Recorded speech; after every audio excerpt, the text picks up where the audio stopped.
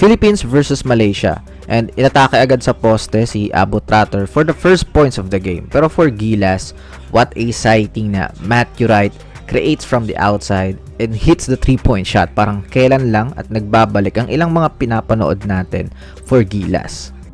Speaking of nagbabalik is pinaramdam ni Ray Parks yung kanyang value being an all-around performer. This time, siya naman yung sa outside.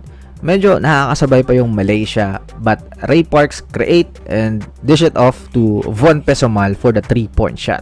So, nasa tamang coach si Von kasi akala natin nagde-decline na yung laro niya pero hindi. Lamang ng 6 ang Malaysia to start the second period pero mararamdaman nila yung presence ni Aram na muntik nang hindi makasama. Yung kanyang sipag in the paint will be the pinpoint here.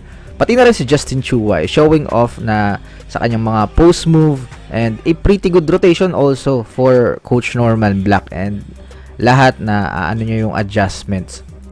Philippines is back in the game with a tough shot of Dolph Panopio. Tapos rumatsyada na si Ray Parks. One from the outside and then attacks the basket. And Gilas had no momentum and it feels like na they're not going back. Grabe din yung sipag ni Bolik, lalo na pagsuot yung Pilipinas. Dito nga, 2 blocks. Then si Aaron pa yung nasa leak out. And we need to see this move from Berto. Gantong-ganto yung mga inaabangan natin sa kanya. His creation and driving ability, hanging in the air, and one pa. Try out na rin siguro sa main pool ng Gilas and hopefully siya yung makonsider kasi we don't need to explain naman na. It was all 26 tapos naging 42-26 entering the second half. You can see here na nagbe-blend lang talaga yung talent na meron yung Gilas kasi kahit onti lang yung time nila and kahit maliit pa sila, yung reaction nila is okay, Parks to right and then swing to the corner kay Dolph Panopio for the 3-point shot. Tapos medyo nakakabalik na yung Malaysia, but here 30 creates, kicks it out to Bolik for the big 3-point shot. Nawala na naman ng pag-asa yung Malaysia.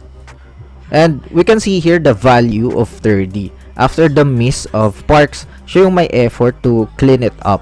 Tsaka yung mga nagagawa niya is not on the scoreboard. Solid yung perimeter defense talaga eh. Hindi maka-atake ng madali yung Malaysia pag siya yung nasa taas. And of course, yung kanyang drawing fouls in this game, nakarami siya. And again, Bolik attacks. And won! And in the final period, makikita nating makakapunto si Malonzo. Hang time move. And kudos also kay Coach Norman Black. Kasi, patient lang siya na mababalik ni Malonzo yung groove niya. It's just a matter of opportunity. And feeling ko na sa mental na lang din niya eh. Kasi after nung nangyari sa resto ba yun or sa fast food, parang nawala na rin yung fire eh. Dito nga, nakahit na rin siya ng outside shot. Going in the final scenes, 30 showing off his open court talent. Basta na lang din lumipad for the easy layup. And then Parks, siya na yung taga-kalmay ng team eh, and making the right decisions. This time, siya naman yung umatake to seal the deal 83-68.